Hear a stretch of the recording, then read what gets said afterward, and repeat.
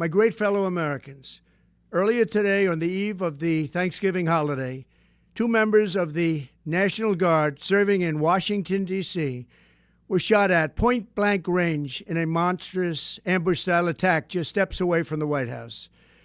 They had been deputized as part of the most successful public safety and national security mission in the history of our nation's capital, the D.C. Safe and Beautiful Task Force, which has achieved an unprecedented reduction in violent crime and crimes of all type.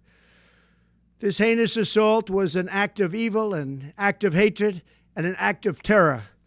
It was a crime against our entire nation. It was a crime against humanity. The hearts of all Americans tonight are with those 2 members of the West Virginia National Guard and their families.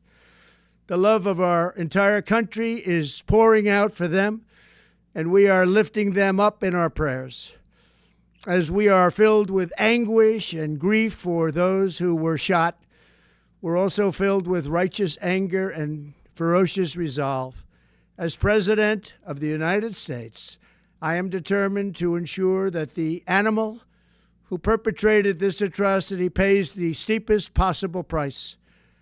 I can report tonight that based on the best available information, the Department of Homeland Security is confident that the suspect in custody is a foreigner who entered our country from Afghanistan, a hellhole on earth. He was flown in by the Biden administration in September 2021 on those infamous flights that everybody was talking about. Nobody knew who was coming in. Nobody knew anything about it. His status was extended under legislation signed by President Biden, a disastrous president, the worst in the history of our country. This attack underscores the single greatest national security threat facing our nation. The last administration let in 20 million unknown and unvetted foreigners from all over the world, from places that you don't want to even know about.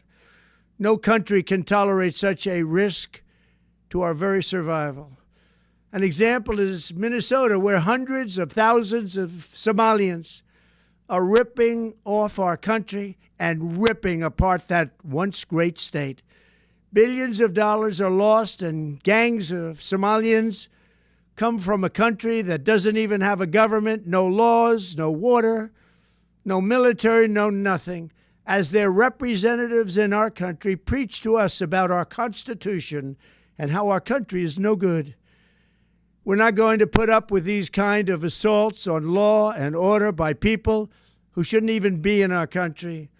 We must now re-examine every single alien who has entered our country from Afghanistan under Biden, and we must take all necessary measures to ensure the removal of any alien from any country who does not belong here or add benefit to our country.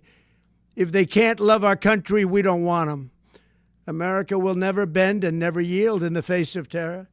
And at the same time, we will not be deterred from the mission these service members were so nobly fulfilling. That is why tonight I can announce that I have directed the Department of War to mobilize an additional 500 troops to help protect our capital city. We will make America totally safe again, and we will bring the perpetrator of this barbaric attack to swift and certain justice if the bullets going in the opposite direction haven't already done that. During this time of the year, when we gather at home with loved ones, these 2 patriots were wearing the uniform of our country, patrolling the streets of our capital. They had taken a selfless oath to defend our nation against all enemies, foreign and domestic, and that is exactly what they were doing when they were gunned down in a savage attack. I want to express my extraordinary gratitude to every member of the United States military who is deployed tonight, at home and abroad. I also want to thank the Secret Service and the D.C. Metropolitan Police Department for their work today. This Thanksgiving, I ask every family to say a prayer for the 2 great heroes who were so horribly shot, and for their loved ones. Please say a prayer. May God bless them and comfort them, and may God bless and protect the United States of America. Thank you and good night.